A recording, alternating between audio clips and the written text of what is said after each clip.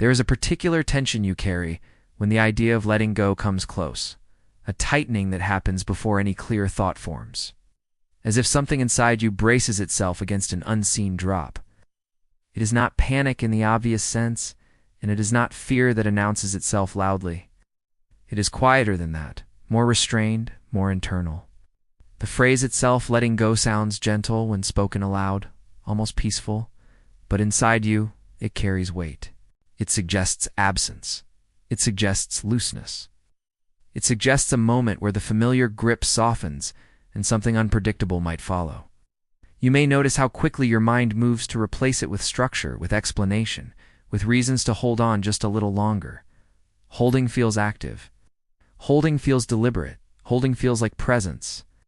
Letting go, by contrast, feels like disappearance, like stepping back from the edge of your own control and trusting something unnamed to take over. Even when you understand on some level that release is supposed to bring relief, your body does not respond to that promise. It responds as if something essential is being taken away. And so you remain careful, steady, anchored to what you know, even when what you know is heavy. This response did not come from nowhere. You did not wake up one day afraid of release. You learned, slowly, through experience, that staying in control was safer than trusting what happens without your grip. Control may not have been about dominance or power. It may have been about stability, about keeping things from falling apart. Perhaps there were times when things did fall apart, and you noticed how quickly chaos followed. Or times when relying on others led to disappointment, unpredictability, or loss. You may have learned early that attention, effort, and vigilance were necessary to keep life moving in a manageable direction. When you held things together, things stayed intact. When you stayed alert, fewer surprises slipped through. Control became less about wanting to manage everything and more about wanting to avoid collapse. Over time, it wove itself into how you relate to situations, relationships, even your own thoughts. You learned to stay one step ahead, to anticipate, to monitor. You learned to hold emotional threads tightly, not because you wanted to restrict yourself, but because letting them drift felt dangerous. In this way, control became a form of care, a way of protecting what mattered by never loosening your attention. Because of this, letting go does not feel neutral.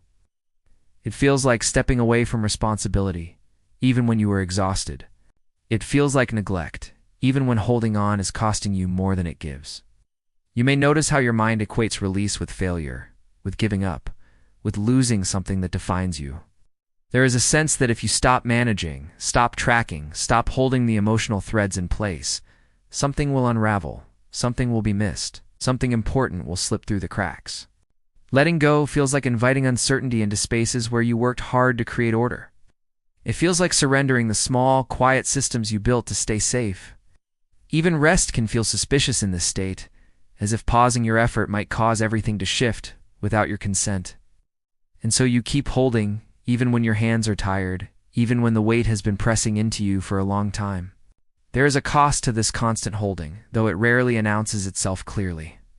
It shows up as a background tension, a readiness that never fully turns off.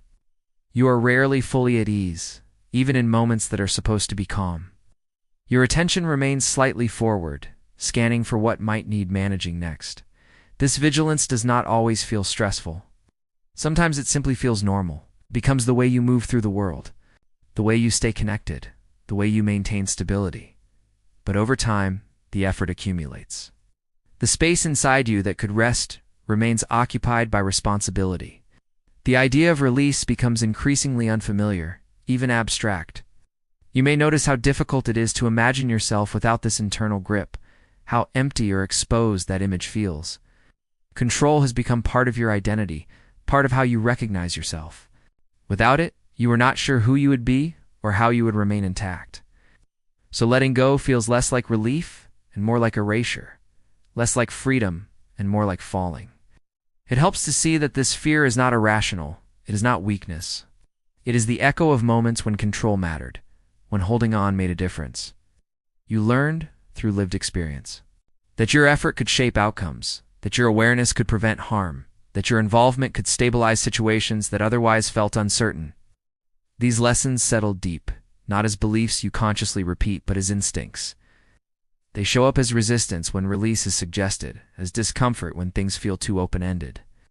Your body remembers what it was like to need control, even if the context has changed. And so letting go feels like losing something essential, something that once kept you safe. Seen this way, the resistance makes sense. It is not stubbornness. It is memory.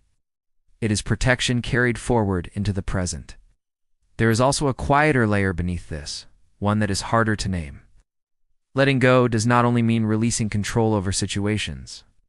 It also means releasing control over yourself. It means allowing feelings to move without direction, allowing thoughts to pass without correction, allowing outcomes to unfold without constant adjustment. This can feel deeply unsettling when you are used to maintaining an inner structure. Without that structure, emotions might surface that you have learned to manage carefully. Without your usual grip, vulnerability feels closer, less contained. Control has been a way of keeping yourself together, of maintaining coherence in a world that can feel unpredictable. Letting go threatens that coherence. It suggests openness where you have relied on boundaries, softness where you have relied on steadiness. Even when part of you longs for ease, another part remains cautious, aware of what unguarded moments once cost you. None of this means you are incapable of release. It does not mean you are rigid or resistant by nature. It means you learned how to survive by staying engaged, by staying aware, by staying in control. That learning does not disappear just because circumstances change. It stays with you, shaping your reactions long after the original reasons have faded. When you feel that tightening at the thought of letting go, it is not a sign that something is wrong. It is a sign that something inside you is still protecting what matters. Understanding this does not require you to change your behavior or loosen your grip. It simply offers context, a way of seeing your resistance without turning it into a problem to solve. You may notice moments when control loosens slightly on its own, when your attention drifts or your effort softens without intention. These moments can feel disorienting at first, as if you have momentarily lost your footing.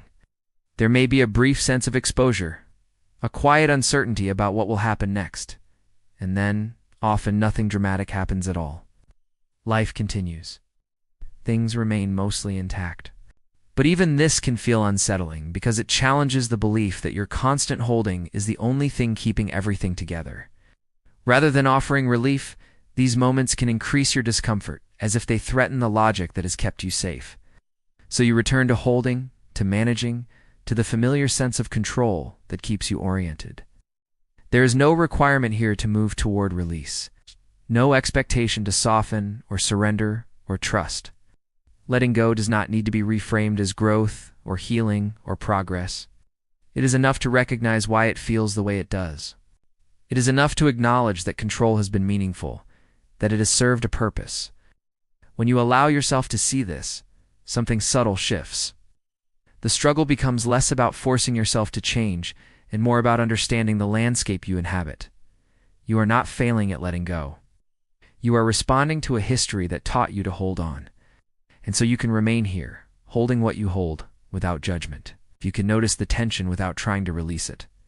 You can acknowledge the fear without needing to overcome it. Letting go may continue to feel like losing control, and that feeling does not need to be corrected. It can simply be recognized as part of your story, part of how you learned to stay steady in a world that once required it. There is no conclusion waiting here, no resolution that needs to arrive, only a quiet understanding that control has been your way of caring, of surviving, of staying present. And in that understanding, nothing needs to change. The awareness itself is enough.